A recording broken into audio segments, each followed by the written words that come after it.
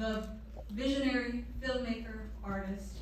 Please give a warm welcome to Francis Ford Coppola.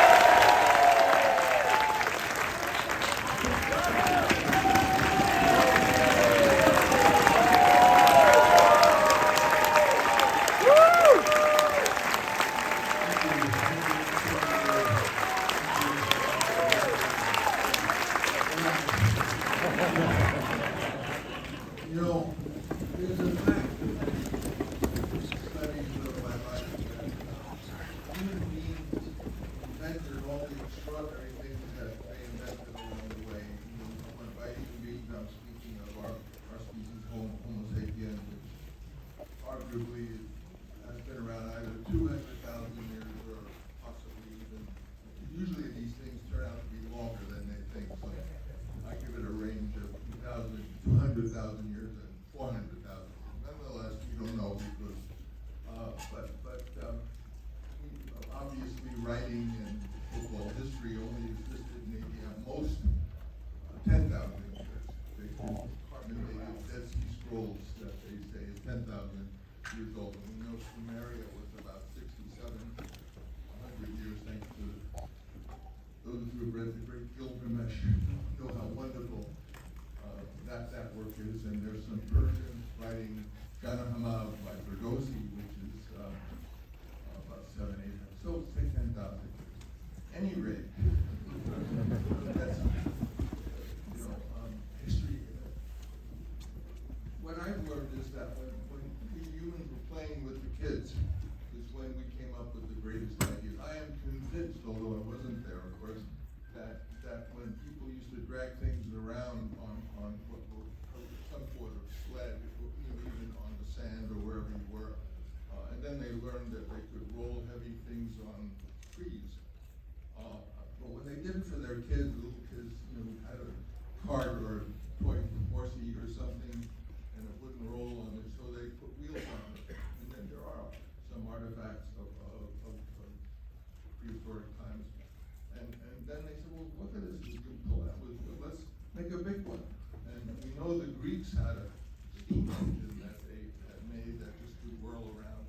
Again, just the light the kids had no idea that they had this extraordinary steam power, which later was to, create steam engines and railroads. And I said, well, and then of course we know that the Chinese had invented this thing to dazzle the kids, which was fireworks. And that turned out to be gunpowder. And I was convinced if this is true, this theory, I said, then even movable type must have been playing around with the kids. And we know that, of course, the famous movable type that may be Gutenberg Bible. But before that, Chinese signs were sort of movable type. But if you really look back a long time ago, you see in those paintings in caves, you see big hands and little hands. And they would glow some sort of pink. And again, they were playing with the kids. So play is what we do best, we humans. In fact, I'm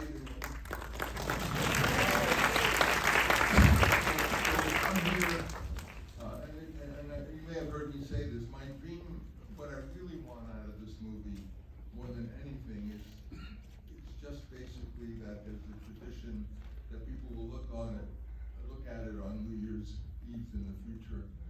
And what do you do when you talk about your resolution? Well, how am I going to give up smoking? And then someone say, well, I did it by doing stuff. I gave up smoking. On Apocalypse Now, everyone smoked. And I smoked these beautiful Balkan Sobrani cigarettes. But that was the toughest addiction I ever had to give up. And I finally gave it up. I just took a pack of cigarettes and I sliced it and wrapped it as a gift and gave it to my family, my wife, swearing I would never smoke another cigarette again. That's how I beat smoking. So we talk about how we're going to do our resolutions. And what I want to do, first of all, I want it not to be, it is really New Year's Day, but that's sort of, I want to play that it's New Year's Day. So I'm going to say, it's New Year's Day 2027. 7's my lucky number. And that means that what we do today is not really, this really is New Year's Day. But I want it to be New Year's Day in a couple of years so we can play today instead of work. So it into two. Get rid of the word work entirely and replace it with two other things. One is play, and which, I'm a movie director, but I would be a movie director whether they paid me or not, so it must be play. And why do they call a play? Because we're playing. And then there's toil. We all know what toil is. My thing is, let Waymo be the toil. Let the robots. We humans are one family, as you heard me say. You're all my cousins I'm talking to. And frankly, though no one wants to say it, we're geniuses. There's nothing that we can accomplish when we're in our play mode. So we're in our play mode today, and I'm going to ask you to, when you go to a movie, you kind of walk in through a door. That's the opening of going into the movie. There are many kinds of doors we can go into, and in this door, I want you to go in without any anticipation. It doesn't play by the rules. Hopefully it's not boring. And I want you to take the door into it where you can laugh at it, you can shout at it, you can talk to it, you can say it's ridiculous, you can be moved by it, you can cry, do whatever you want. There are no rules to seeing this movie. And go through that door. And in life, there's so many facts that we think are just immutable facts. Time. Oh my God, I could be there. I was late. Or as you know, in this movie, we play freely with time. But really, we invented time, so why can't we do it?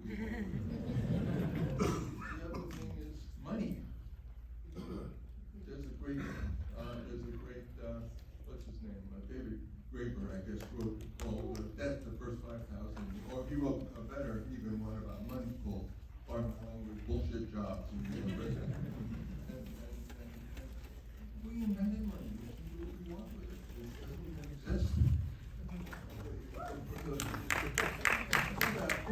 Death, the first 5,000 years, there was death before there was money. There wasn't money until maybe 700 years. When the Roman army, or the army started to have to give some money so that they wouldn't just keep stealing the chickens and having all these fights with them. So money didn't exist 5,000 years ago. There was social debt, which is another kind of debt. Social debt is like you owe your parents your lives. Well, how do you repay that? Well, you repay that by giving your parents grandchildren. Because that makes them very happy. Anyway, all these words that we run our lives by, money, work, love, on and on and on. We invented those things. We can make of them what we wish, especially in the mood of play, which is what we're going to start today. So it's it's New Year's Day. It really is New Year's Day. But New Year's Day 2027. We're going to play that. We're seeing this movie. It's been around for a couple of years. And oh yeah, they're going to show that. Hopefully. And we're playing that we're going to see it. So try to go in the right door, which is no door you've been through before. It doesn't play by any rules except some weird rules I have that we'll discuss later. At the end of it, we're going to discuss a new way of New Year's resolutions. We're not going to talk about I'm going to give up cigarettes. We're not going to talk about I'm going to give up drinking, blah, blah, blah, blah. We're going to ask another question, which is the society we're living in the only one available to us? And we're allowed to discuss that, and we can ask any, nothing's off the table. If someone says, well, such and such is really bad for mental health, doesn't matter that there are 50 million people making a living doing that. It's only play. We're not really going to do away with anything that 50 million people are working at. But we're willing to discuss it. So thank you so much for being here. Happy New Year. This is for me a dream come true. And I have a wonderful chance to do. The whole day is left without this is no play.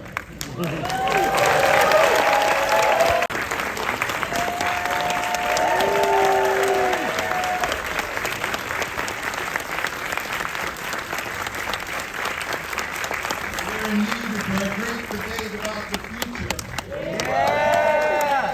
Let me introduce some collaborators who come in. This is Juliette Norr. She's come to visit us from Boston, right? Yes.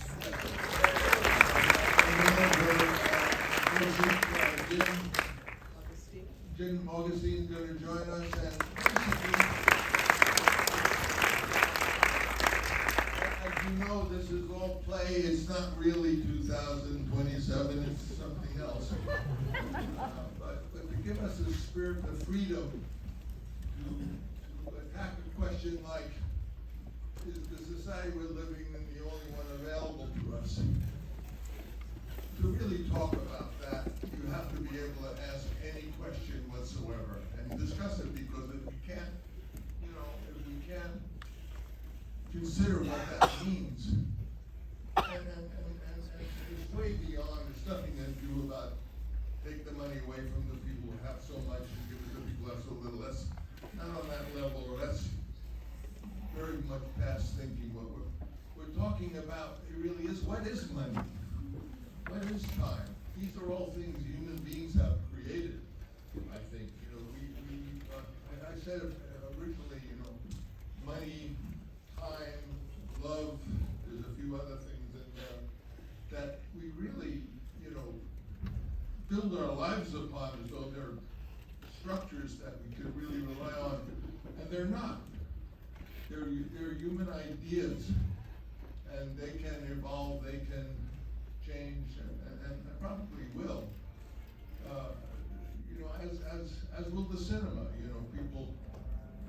People have sort of come out with this idea that a movie is not that really terribly different than fast food, in the sense that they'll spend hundreds of millions of dollars to develop a potato chip that you're addicted to, and you can't stop eating.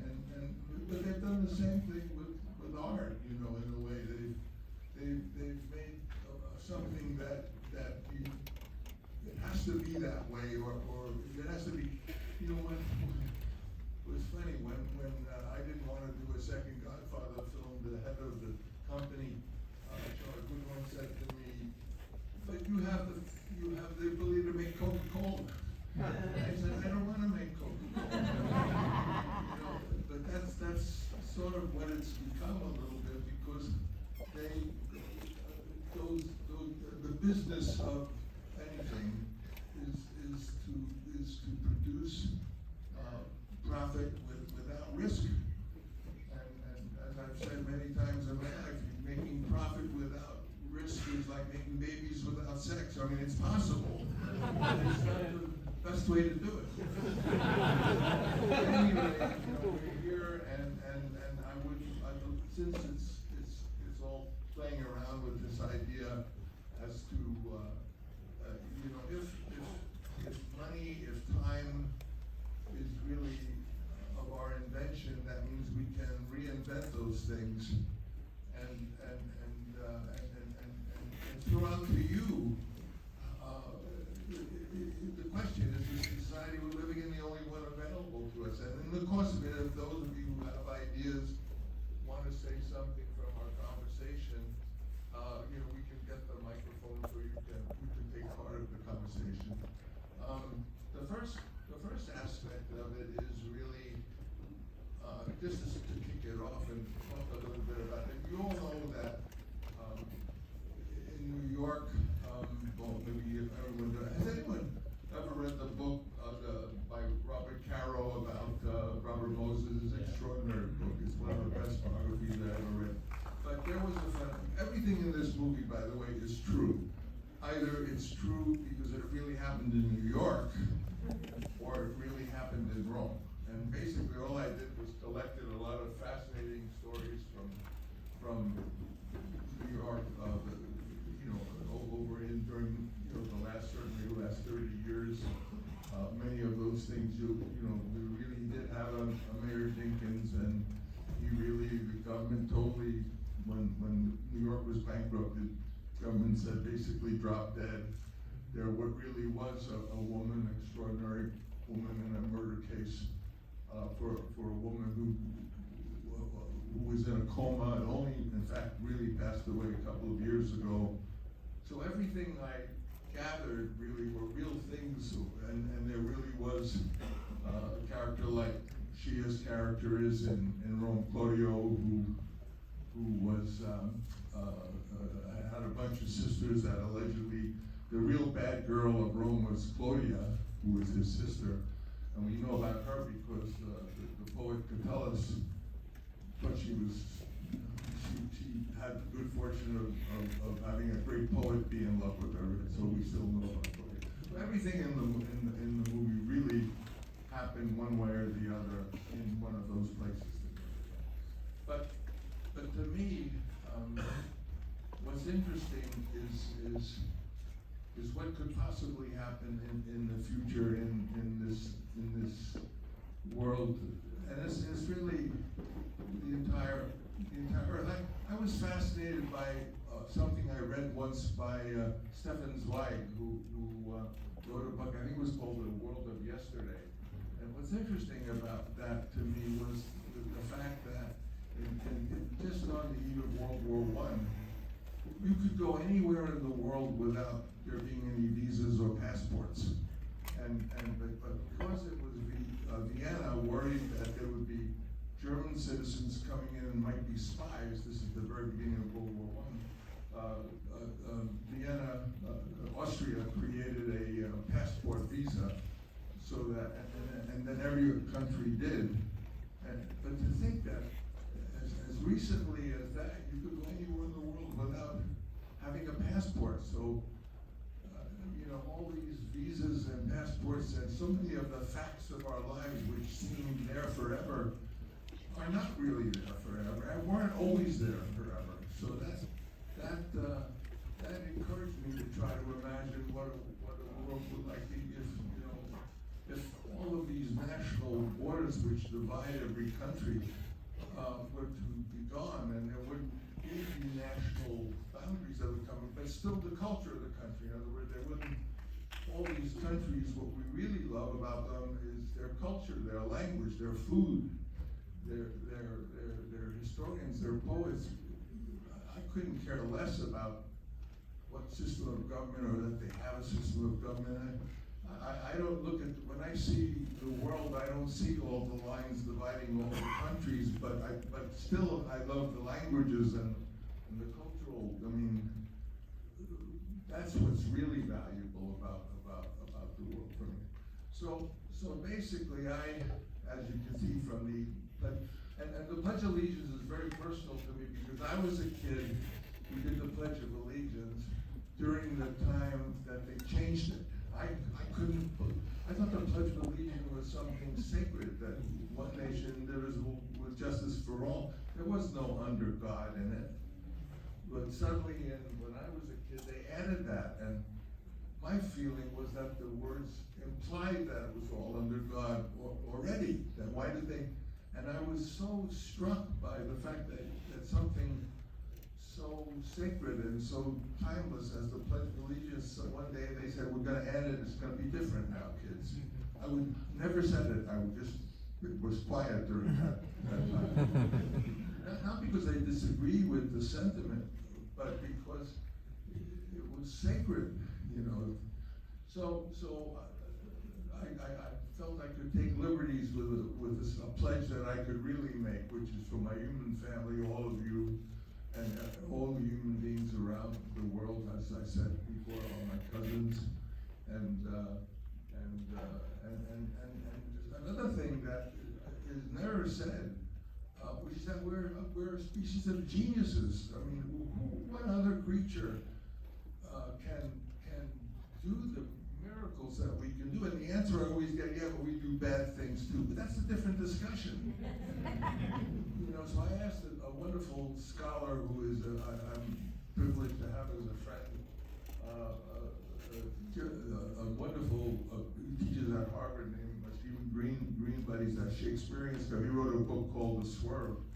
And I said to him, in history, has anyone ever said that the human being is a genius species? He says, yeah, well, there was a guy in 14-something named Pico de la Miranda who got in a lot of trouble for saying it because, in fact, he was put in prison by the church, and so he modified what he said in his what is that called, that book that people give brag the Oration on Man or something, I think. At any rate, he said, well, God had made the human being to be such a genius because God needed someone to appreciate how great God was. So they let him out of prison, but you notice that Miguel Mendel died at age 31 or something. So it wasn't something you said. And imagine in our entire, well, our human history is, written history is only 10,000 years old. But even within that, the fact that such an obvious fact that we're an extraordinary species capable of doing extraordinary things is insane. I say it because I so believe it. But at any rate, talking now about the society we live in, I mentioned Robert Moses because he was the head of the design, I call it the design authority, that Caesar's organization. And those apprentices, interesting, you know, he had all these young apprentices. When I made Megalopolis, those were my apprentices, and they were young filmmakers from India, from China, from France, great young talents who worked as apprentices on the movie, and actually I then put them in as if they were Caesar's apprentices. And I learned tremendously a lot about everything from them, working with such young, talented people, amazing talents. So, addressing this main question is, I'm interested in Robert Moses because ultimately his whole policy to sort of consecrate New York to the future of the automobile, where he was building through Manhattan all these and destroying neighborhoods in the course of it. He was opposed by a brilliant woman named Jane Jacobs, who essentially was able to build the support to prevent the whole Greenwich Village area from just being, you know, underneath a highway. And I learned a lot from Jane Jacobs, which is that in terms of this question, the society we live in, I can imagine a way that the power of the community you live in goes the other way than it does now. And now we have this gigantically powerful federal thing, and then from the federal are all these powerful state, in other words, really top to bottom. But what if it went the reverse? What if the real power for dealing and helping people and governing and assuring a sensible government went the other way? In other words, it was the neighborhood. And then as you got higher from the neighborhood to the city, to the state, it became less really governing people, but became more ceremonial, until at the very top it was primarily ceremonial, but also the supplies of and balance of things that were needed were handled at a higher level too. But the actual community, and an interesting example of something like this is I come from North Beach, or I spent a lot of my time in North Beach in San Francisco, and I used to walk to work and I would see North Beach has for years been traditionally an entertainment area. A lot of tourists come there and there's lots of things for them. So there was always a lot of homeless people and panhandling because that's where the money was. But then in the morning when I used to walk, I would see people sleeping in terrible conditions, and I would think there can't be anything such as human garbage, but that's what they were treated like. And of course the city fathers of that part of the neighborhood were very upset because they were not nice to them. And so I've only started 2 charitable organizations in my life. One was that, and I called it North Beach Homeless. And my idea was that I would sponsor it financially. In those days was the post-Godfather days when I had some money. So my life is interesting. I'm either totally broke and bankrupt or I'm rich.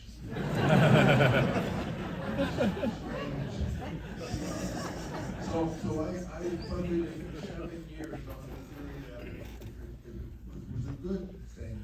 And my idea was that basically if you look at the tip top of that homeless group in North Beach, that there were probably like a small group of people who could be redeemed, and we could help them and get them, and then they could be employed by the organization to take care of the next group, which was a larger group, and then they could be redeemed, and then so on until you, and redemption meant more than just a place to sleep, but it was like a lot of them were veterans and who didn't realize that they were entitled to certain help, or had families that were trying to find them, all sorts of ways that they couldn't go get a job because they didn't have a place to get a shower and a suit of clothes. And basically we started this organization, and it was funded from the bottom up, from the community. And it still exists now 30 years later, and it's totally, they bought a building, it's totally successful. And it was, notice I called them citizens, I didn't call them, and so North Beach citizens, and even the sort of grumpy Italian guys at the coffee shops who said, well, if we're nice to them, then they'll stick around.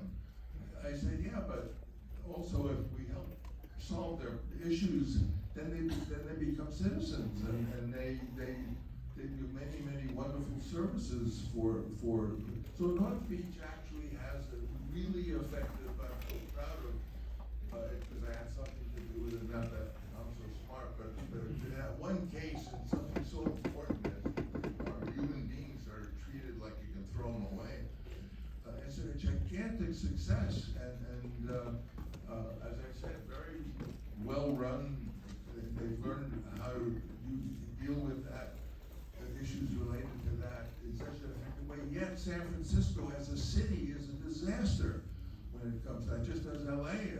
In other words, you can't solve a problem like homelessness because the cities, basically, they get a lot of money to do that job, and that's the problem, is that they don't want to really let go of the control of it, whereas the community, our North Beach citizens doesn't get any money hardly from the city, except the city, I think, engages them to do certain services to help keep everything North Beach more pristine. And that's even the grumpy Italian guys who told me, if we're nice to them, they'll stay. Everyone loves the citizens because they feel they protect North Beach from, and then when people do wander in, they try to recruit them, and so in a way, Jane Jacobs was right that they can do better with a community because everyone sort of is looking out for each other, whereas in a bigger thing like a city, it's already, so one of the things I would propose is to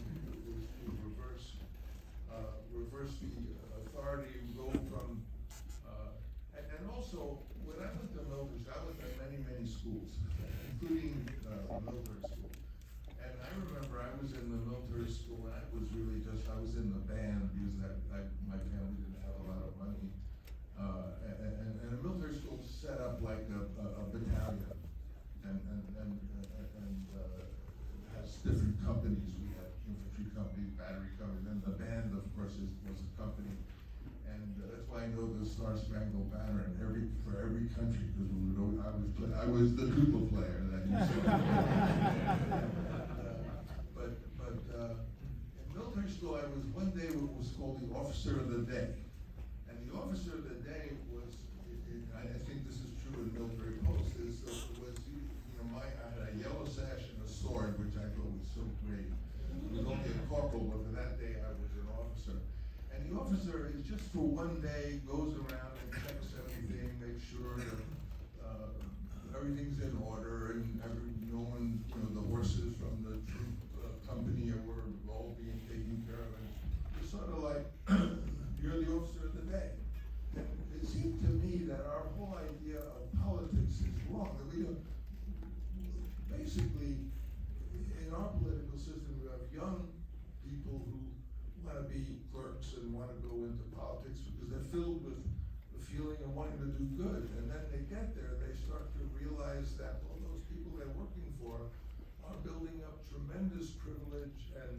it's not wealth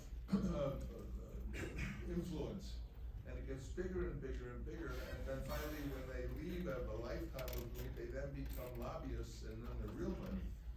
So it's what starts out as something really full of I want to do good for people, and it ends up if it's that there shouldn't be lifetime politicians. It should be more like the officer of the day. And if it was at the level, if the power was at the sort of Jane Jacobs level, where like we're able to really solve problems that in the homeless area, because everyone sort of more or less knows everyone or knows someone who knows everyone. So I think politics should be more like jury duty, where like you become mayor and you're mayor for maybe 6 weeks, and the first week being the mayor is you're the assistant to the outgoing mayor, and then you become the mayor of the month, and your job is not to push some concept in a divisive way that's going to get your party in or anything. You're just managing that everything is good, that and if there's problems, if it rains too much, or that like the officer of the day, and then your last and then your last week is of course when you're coaching the new incoming one, and then after you've done it for your 6 weeks of jury duty or whatever, that's not 6 weeks, but then you go back and you're an eye doctor or you're an ice skating instructor or you're part of the community, so that we no longer have the politics anymore, because anything that has people compete for something.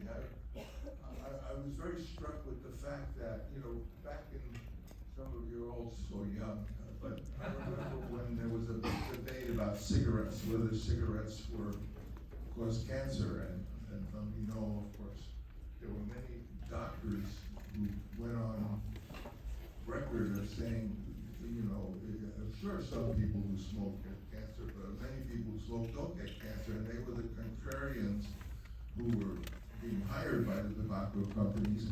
And that list of scientists, and I know that there's a book about it called something, I wrote it down, but the same doctors who were on record of being the contrarians on that are merchants of doubt, thank you, merchants of doubt, but they're the same ones who are calling the climate issue a hoax, and same five names. It's extraordinary, so what I've learned is that even in the academic world, when you have you think you're going to have these wonderful professors, they're competing for publishing against one another. So whenever you do that, when politicians are